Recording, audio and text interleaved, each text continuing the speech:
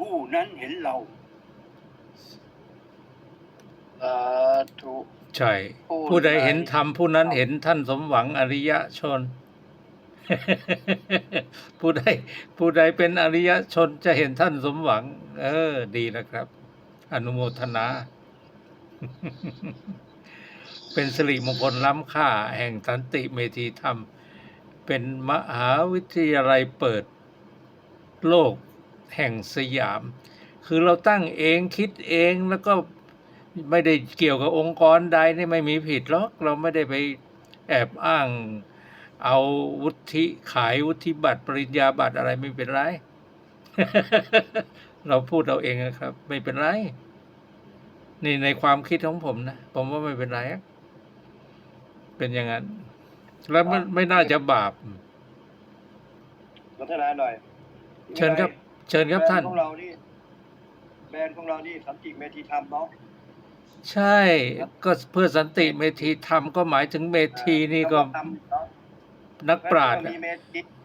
เพื่อเมธีมันก็ต้องไปเห็นธรรมหน่อย ใช่ สันติ ใช่เพื่อโลกสันติ วินัยและเสน่ห์ของมันอยู่ตรงไหนเสน่ห์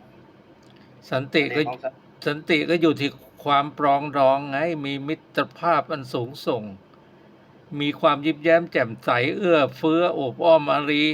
มีกินมากกว่าก็แบ่งให้คนไม่มีจะกินบ้างอะไรอย่างเงี้ยได้สบาย เสน่ห์ถ้าสินค้ารองแบรนด์เนี้ย กราบนมัสการท่านหลวงพ่อเพ็งที่เคารพรักและคิดถึงเสมอเนี่ย มาแล้วกำลังรออยู่เลยเนี่ย หลวงพ่อช่วยเทศนาธรรมสักหน่อยที่เนี่ยไม่ได้ยินมาปีกว่าแล้วมั้ง ในมโนนึก หรือท่านไม่ว่างท่านไม่ว่างก็เชิญท่านสมหวังดีกว่า เพราะว่าท่านสมหวังนี่พูดแต่ละครั้งนี่โอ้โหใครได้ยินแล้วมีโชคเลย เห็นธรรมเห็นสมหวังเห็นธรรมทั้งนั้นนะ จะคุยอะไรกันคุณวินัย ตอนนี้ผมกำลังว่างพอดี อ๋อก็โดยมากที่มีจุดมุ่งหมายที่ต้องการก็คือให้เข้าใจในทุกข์แล้วก็สามารถที่จะ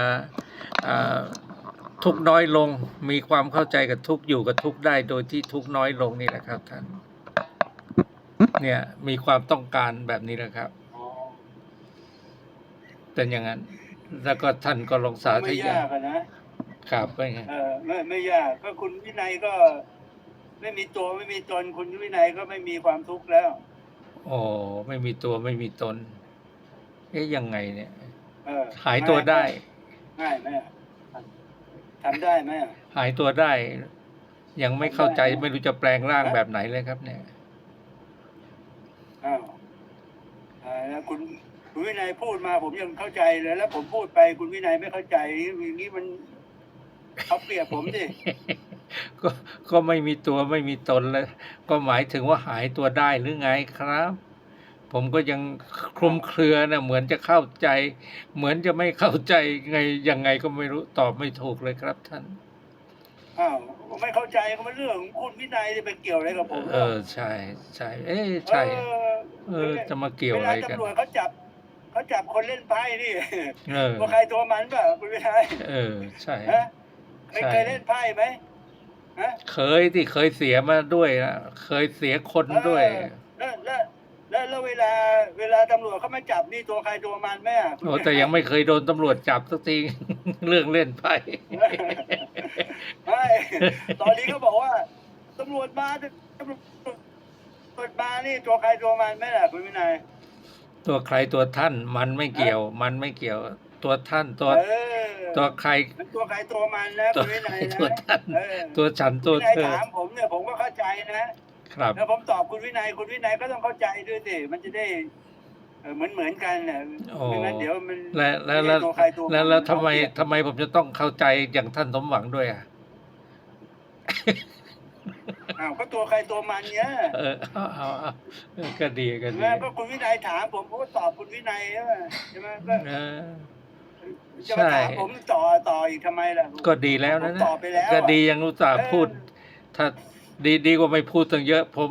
กลัวน้ำลายท่านสมหวังจะบูด ดีดีแล้วครับ ดีแล้วครับ ก็ก็นับว่าเป็นมงคลล้ำค่า เพราะว่าเราเป็นมหาวิทยาลัยเปิดแห่งสยามด้วยเนี่ยถ้าใครอะไรที่ไม่เข้าใจยังไงก็มาพูดมาคุยกันเนี่ยเข้าใจ ผมก็นิสัยดีขึ้นมาเยอะเลยสันดานดีขึ้นเยอะเลยครับ เนี่ยเมื่อก่อนสันดานแย่กว่านี้ อนุสัยเยอะ เดี๋ยวนี้คุมอยู่อะครับ อนุสัยผมมาดิ้นเพลนพล่านเป็นปลาไหลที่ขังอยู่ในในอ่างปลาเลย เดี๋ยวนี้ ขอโอกาสขอโอกาส เชิญครับ เชิญ ขอโอกาส เชิญเลยครับ ไอ้ที่ว่าดิ้นพลาดแล้วก็ไปเห็นไปมีวิธีการกำจัดไอ้ความดิ้นพลาดยังไง อันนี้เป็นประโยชน์ ก็ทำให้สงบนิ่งได้ไง เช่นว่าเคยกินเหล้าเยอะคอยจะขโมยเหล้ากินบ้างอะไรบ้างเขาห้ามยังไง ก็คอยจะแอบกินก็ เราก็เลยนึกว่าเราไม่ยึดมั่นถือมั่นเราจะกินทำไม ก็ไหนแล้วว่าเราเรียนธรรมะไหนว่าบรรลุธรรมอยู่สันติเมธีธรรมแล้วเข้าใจ แล้วจึงจะแอบกินเหล้านี่ใช้ไม่ได้ บอกกับตัวเองก็เลยหยุดกินเลยต่างกันนั้นมาเดี๋ยวนี้ไม่แอบกินเหล้าอีกเลยครับเมื่อก่อนไปตัดผมที่ไหนตอนขากลับนี่ต้องแวะร้านเหล้าซื้อขวดนึงอะไรเงี้ยกระดกก่อนจะกลับ เดี๋ยวนี้พอตัดผมเสร็จเขาก็แวะอีก ผมบอกว่าโอ้ที่จริงนี่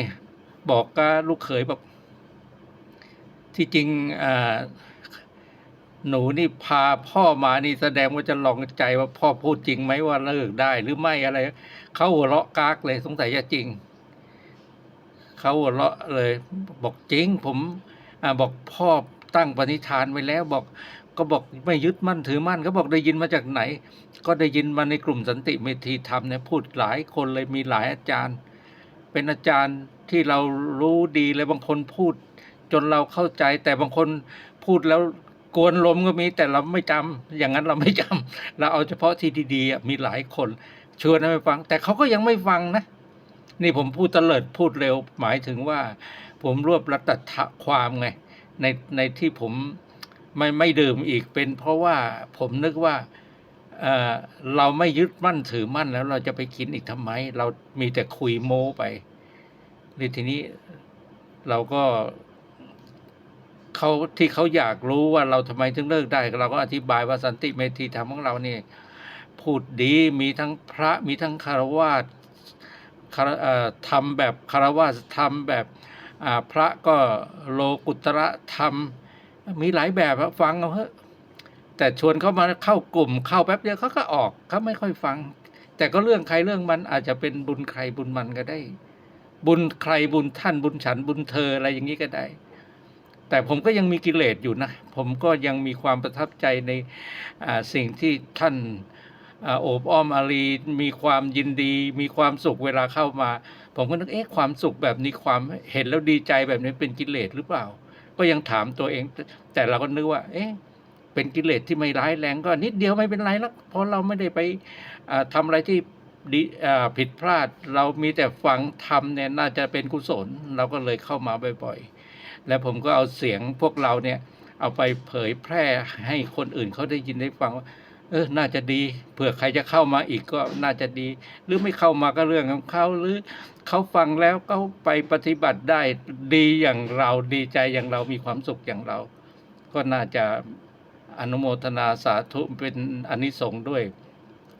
และทุกวันนี้ความเจ็บปวดรวดร้าวที่เป็นในร่างกายเนี่ยยังพอทนได้เหมือนเรายอมรับได้เราก็ทุกข์น้อยเชิญครับเชิญเดี๋ยวมันจะลืมสัญญาณก็ไม่เที่ยงเนาะเอาเร็วครับทำวินัยเลิกเหล้าได้ก็อนุโมทนานะแต่ว่าภาษีที่เก็บจากภาษีเหล้านี่มันก็จะได้น้อยลงแล้วไม่เป็นไรเขาไม่จนหรอกเขา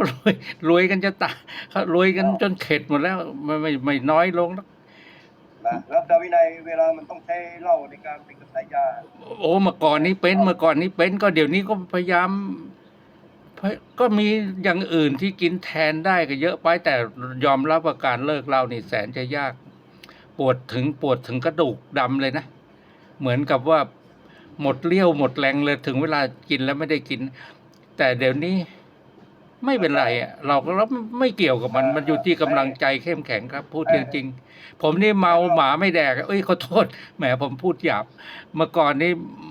เมาที่สุดอะตรงไหนก็นอนได้ แล้วจะปัสสาวะตรงไหนนี่เรียกว่าหน้าด้านมากเลย แต่เวลาดีๆที่ทำไม่ได้ แต่ถ้าเมาเข้าไปเนี่ยโอ้โหเขาเรียกว่าหน้าด้านนักหนาเวลาเมาเนี่ยโอ้โหผมก็เสียผู้เสียคน ผมนึกถึงความหลังแล้ว ผมสะท้อนหัวใจเศร้าใจ อยากจะร้องให้ อยากจะร้องให้ คือทำโทษตัวเองอะแต่ก็เปล่าประโยชน์ไปแล้วเป็นอดีตไปหมดแล้ว มองไปข้างหน้าดีกว่า ตาวินัยตาวินัย ครับ เมื่อนึกถึงอดีต ขอเบอร์สองนะจองไม้เบอร์สอง เอาเลยเอาเลย เข้าเรื่องทำหน่อยสันติไม่ได้ทำเมื่อตาวินัยเห็นอดีตแล้วนึกถึงอดีต มันก็ได้วิชา3แล้วนี่นะบุพเพนิวาส ก็ยังมีอดีตนี่หลอกหลอนตลอด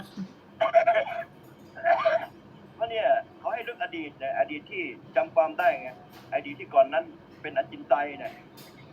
โอ้โหอาจินไตยนั่นผมไม่ได้จำผมจำเฉพาะที่ผมจำได้ สิ่งที่เคยทำดีก็จำสิ่งที่เคยทำผิดก็จำแต่ที่สิ่งที่ทำผิดก็ว่า เอ๊ะเราทำไมถึงทำชั่วซะขนาดนั้น นั่นแหละเนี่ย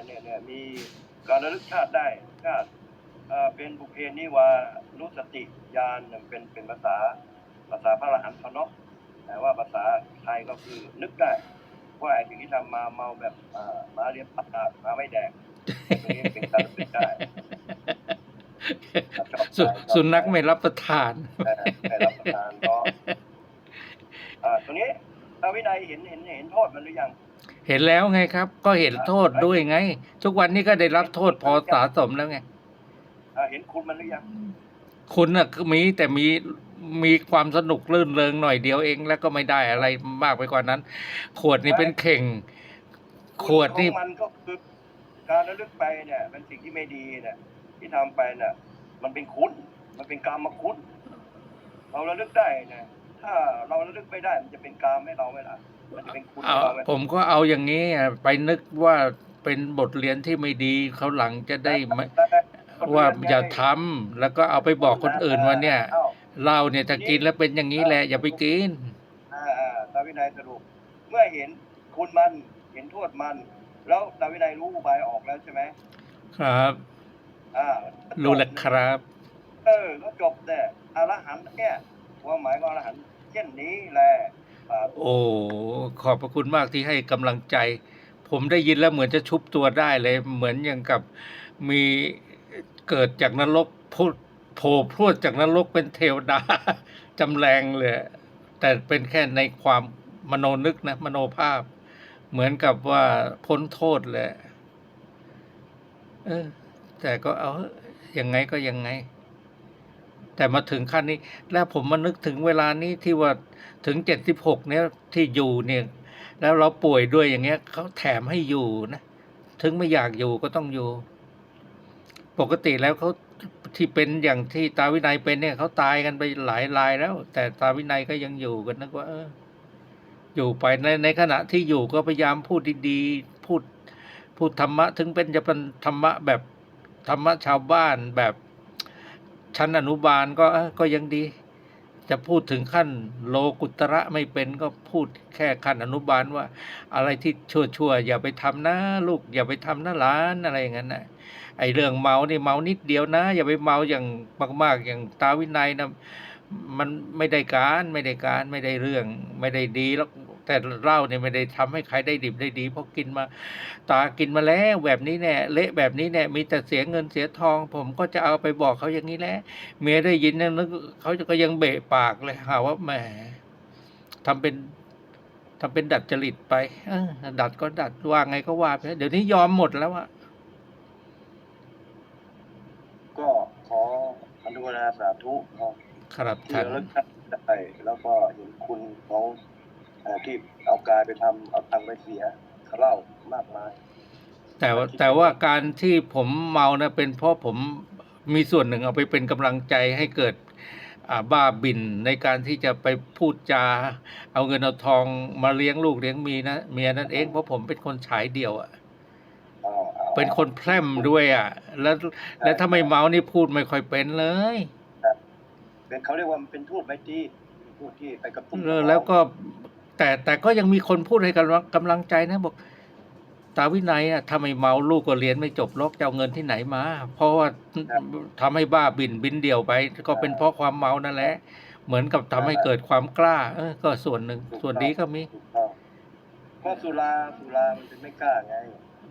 สุราไม่กล้าสุรามันกล้าไง กล้าบ้าบินเลยฮะอะไรที่เขาทำไม่ได้ แล้วก็ยังมีประวัติด้วย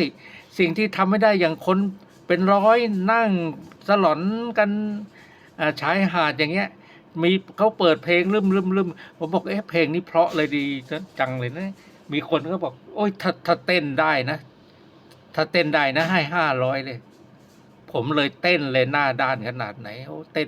พอจบเพลง ผมได้500จริงๆอ่ะแล้วก็ยังบอกว่า เอาอีกไหมล่ะจ้างอีกไหมล่ะแต่เดี๋ยวนี้ทำไม่ได้ไงไม่เอาละพูดไปก็ ไม่ได้แล้ว มีทั้งดีทั้งไม่ดีรวมกันหมด มันอรหันต์จิตแล้วบอกไปไหนก็ไปด้วยไงทำไม่ได้หรอกอันนี้คือของจริง ของจริง ปัจ ไง จุบันของจริง แต่สิ่งที่เราไปตามหาโสดาบันสกิทามีอนาคามีแล้วก็อรหันต์เนี่ยก็พากันตามไปหาเถอะมันไม่มี แต่ว่าไอ้ที่ เฮ้ยแต่ เป็นอดีต ที่จริงแล้วหนทางอรหันต์หนทางโสดาบันหนทางอริยชนนั้นอยู่ไม่ไกลเลย เราก็มีอริยชนอยู่ในห้องเรานี่ไง ชื่อสมหวังเนี่ย ท่านก็น่าจะรู้ถามเขาดิอยากรู้อะไรถามเขาเลย ไอ้คนที่มีนั่นคือเอาคำพีร์มาพูดได้ต้องแจ้งอย่างสาวินัยนี้ไง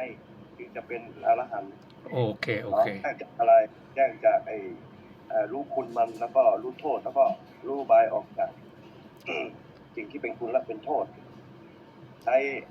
สัจจะความจริงในอริยสัจ ครับค เมื่ รั อบ ก่อนรู้ตาวินัยอยู่ในค่ายคนแปดอย่างไงค่ายคน8อย่างก็อะไรโอ้จะได้คุยคิวที่2เอาเลยพูดทำไมพูดตีให้ตายเลย เอาเลยครับ นี่หนึ่งกำลังใกล้จะเห็นละพูดครับต้องเลย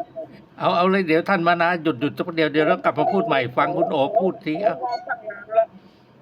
โอ้ลืมอาจารย์เดี๋ยวอาจารย์สงบจะแย่งไม้โอ้ไม่ยอมสาธุ เอาเลย ใครจะพูดแหมเหลือเกินเลย โยมีคันติหน่อยมีคันตินิดนึงอดทนหน่อยฟังให้จบฟังแล้วก็ อย่าเพิ่งเชื่ออย่าเพิ่งคัดค้านเอาไปพิสูจน์ก่อนว่าสิ่งที่พูดนี้มันเป็นสัจจะความจริงไหมถ้าไม่สัจจะความจริงก็คัดค้านไปปัดทิ้งไป เพราะว่าคนพูดนี้พูดด้วยจากจิตของตัวเองเหมือนตาวินัยที่พูดเมื่อกี้เนี่ย ครับ ก็ไอ้ค่ายกล8เหลี่ยมเนี่ยถ้าเราเป็นไปกับมันเราก็หาทางออกมาได้ มันมีอยู่8ไม่ใช่อายะมรรควง8ไม่ใช่นะวงรับประเด็นค่ายกล8เหลี่ยมก็คือทุกข์ เฮ้ยอริยะ8นี่ภาษาโลกุตระ แต่ถ้าภาษาทางชาวบ้านอย่างเราหรือนักเลงอย่างเราต้องเรียกว่า8เหลี่ยม12คมใช่ไหม ค่ายกล ให้รู้รสชาติชีวิตอย่างนี้ใช่ไหม เรียกว่า แบบที่เขาว่าแต่บุญคุณต้องทดแทน ความแค้นต้องชำระอะไรแบบนี้วะเว้ยพูดเราเสียวไส้ไม่เอาละบาป เตรียมแรก วุ้งร่า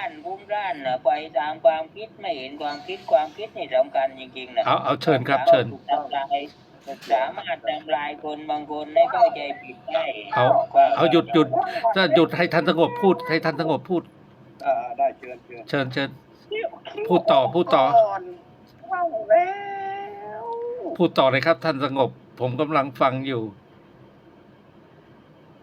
หลอกวินัยไปอัดอย่างเดียวตอนนี้อัดอย่างเดียว อัดอย่างเดียวอัดจนเขียวหมดฟกช้ำดำเขียวหมด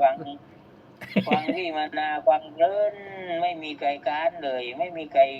มองตามจิตเลย ออกมาจากความคิดคุ้งร่านอยู่นั่นแหละคิดว่าเป็นนั้นคิดว่าเป็นนี้คิดว่าสำเร็จอรหันต์ไม่มีโสดาบันไม่มีคิดไปดังนั้นตามจิตไม่ทันนี่อันตรายนะ ทำไงจะทำให้ตามไม่ทันล่ะครับ ช่วยแนะนำด้วยสิครับท่าน ได้ไหมเป็นเรื่องของพิสงบพูดก่อนผมพูดจิตของผมพูดจิตของผมอันนั้นเป็นเรื่องของพิสงบที่เราอย่าก้าวล่วงอย่าท้าเลยนะ ไม่ได้ก้าวล่วงก็กวางแล้วก็ไหล คำพูด